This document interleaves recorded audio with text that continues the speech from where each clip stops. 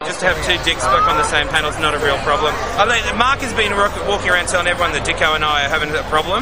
Yeah. When it's really Mark and Dicko that are having the problem. I think Mark feels a bit insecure because when I came on board, he tried to become the Dicko. Yeah. And now the real Dicko's there and I'm there. Mark really has no identity. Yeah. They're just a bunch of dicks, really. It's just a whole bunch of dicks. And a black dick there as well who refused to come on racial grounds. Yeah. I don't know what...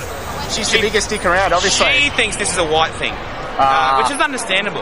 Yeah. But I think Marcia, if she doesn't get paid, she doesn't come. That's true. Just like a Bali prostitute.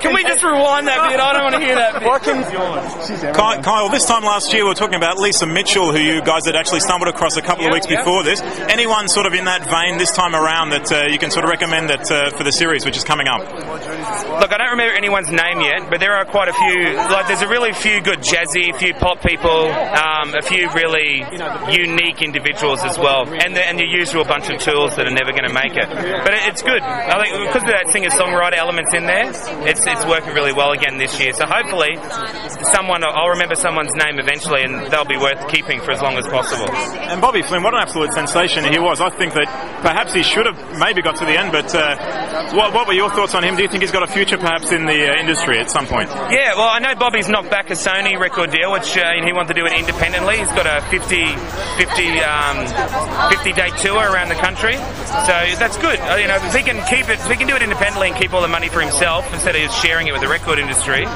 then he'll be a very clever rich man. Fantastic. Well, it should be a great series. Starts in July, is that right? Yeah, as soon as Big Brother finishes, we come on. Usual, Fat Loser, Big Brother, and then us. He's standing just behind you, That's right, he's done a very good job. He's very skinny, that man now. I don't know what's going on. Thanks, Kyle. Thanks, mate.